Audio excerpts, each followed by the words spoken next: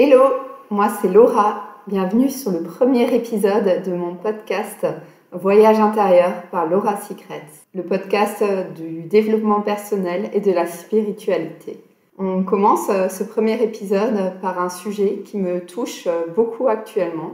C'est le surmenage mental, la charge mentale qu'on peut parfois avoir durant certaines périodes et je voulais discuter avec vous de ce sujet. Donc actuellement, je suis vraiment surmenée mentalement. Il y a énormément de projets qui sont en cours, de choses à faire. On est le 1er octobre et j'ai un planning rempli toutes les semaines, tous les week-ends, pour tout le mois d'octobre, novembre, décembre. Donc 3 mois complets. En fait, je trouve que c'est vraiment stressant comme situation. Cet été, j'avais un planning plutôt où je vivais au jour le jour et où c'était trop bien en fait parce que le jour même, tu décidais qu'il faisait beau et assez bon pour aller en terrasse et tu improvisais un peu ta sortie. Et je trouve que c'était plutôt pas mal parce que tu prévois pas trop à l'avance, tu programmes pas et du coup, t'as pas le temps d'y penser pendant des semaines et des semaines. Je trouve que quand c'est spontané, ça fait moins de charge mentale. Souvent, c'est des bonnes soirées aussi.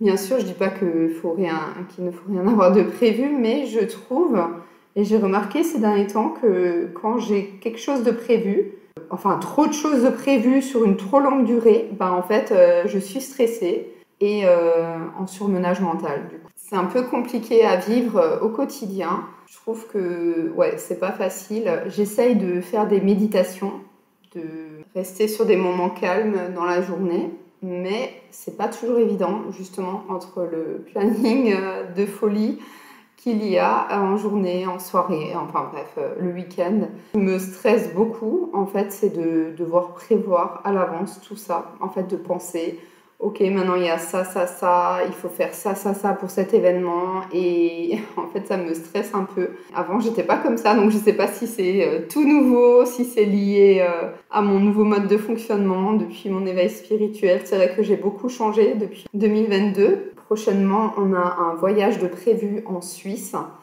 et c'est vrai que c'est un petit road trip. On part avec Elena, on va voir de la famille et des amis. C'est toute une organisation, il faut prévoir un peu qu'est-ce qu'on va manger, qu'est-ce qu'on emmène, donc c'est vrai que ça prend beaucoup mes pensées en ce moment. C'est plus simple, je trouve, de partir en voyage. Là, j'ai un autre voyage de prévu en novembre. C'est différent quand tu prends l'avion et que tu es en demi-pension. Bon, t'as rien à penser vraiment, à part louer une voiture si tu veux faire un road trip.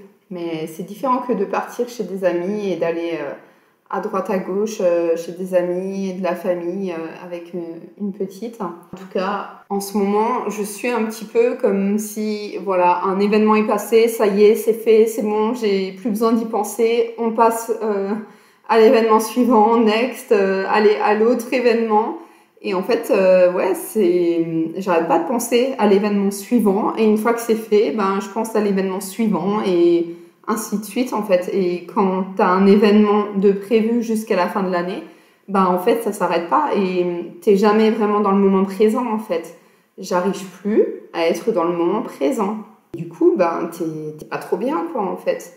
Donc, c'est vrai que c'est pas facile à vivre. Moi qui aime beaucoup ces derniers temps j'aimais beaucoup me retrouver, vivre dans le moment présent, être vraiment connectée à l'instant présent. Et j'essaye de l'être et de le rester au quotidien. Mais je me rends compte que quand j'ai 3 mois de programme prévu à l'avance, je n'y arrive pas. Et je vis trop dans le futur, en fait, de chaque événement qui arrive. Et comme dit, à chaque fois, je pense à l'événement suivant et à ce qu'il faut préparer et organiser pour cet événement. Donc en soi, je pense que c'est beaucoup ça qui me frustre, c'est de ne pas pouvoir rester dans l'instant présent, dans le moment présent.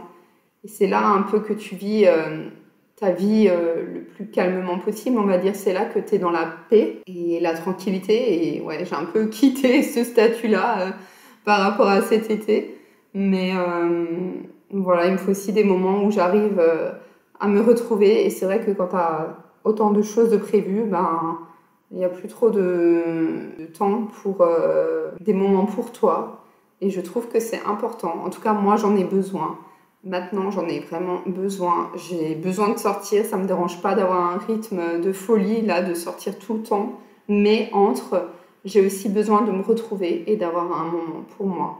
Donc voilà, je pense que c'est pas facile parce que le fait est que j'ai l'impression d'être dans un cercle qui ne s'arrête pas, dans un cercle vertueux. Et le fait est que j'ai déjà des choses qui sont à prévoir en janvier, puisque là, tout ce qui me tombe dessus en octobre et qu'il faut que je fasse, ou voilà, toutes les sorties et tout qu'on me propose, vu que je suis déjà chargée jusqu'à la fin d'année, maintenant je réfléchis déjà à 2-3 sorties pour janvier déjà. Enfin, des sorties que je suis un peu obligée de faire, entre guillemets.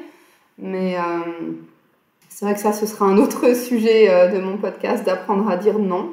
Là n'est pas la question forcément parce que c'est des choses que j'ai envie de faire.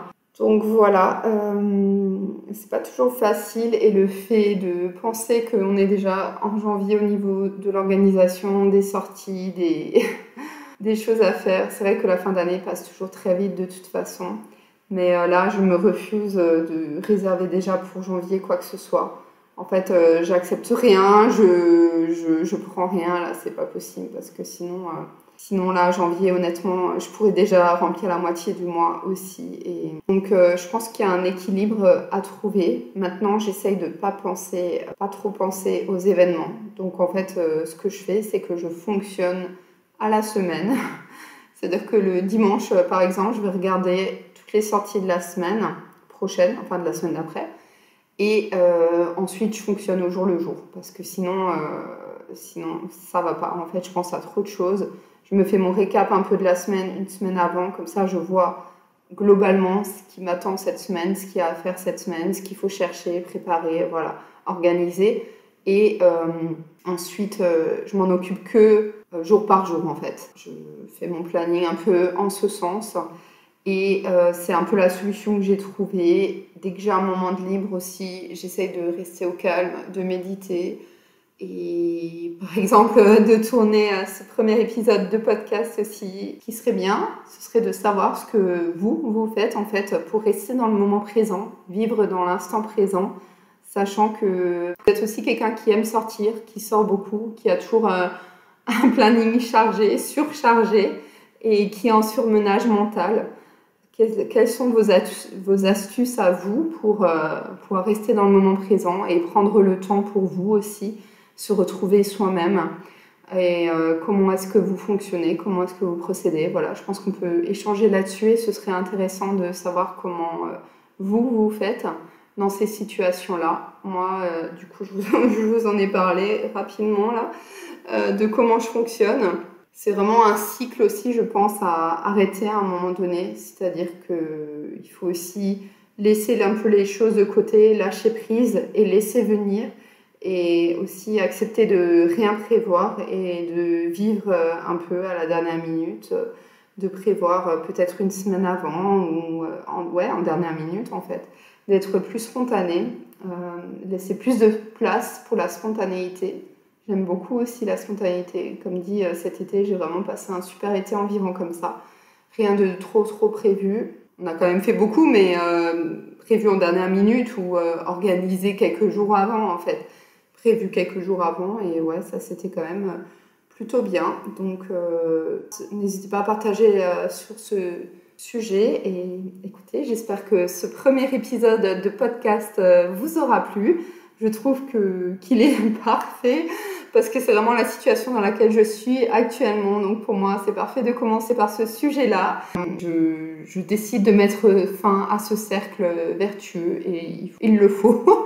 Enfin, voilà. Je pense qu'après, tant que tu es en accord avec toi-même, que tu arrives à gérer mentalement, que tu arrives à suivre, dans tous les domaines, ça va. Mais à un moment donné, il faut aussi savoir dire stop et lâcher prise. Et ça, c'est pas toujours facile. Donc voilà, je voulais un peu partager ça avec vous et savoir comment vous faites. Je te fais de gros bisous et à bientôt pour un nouvel épisode. Ciao!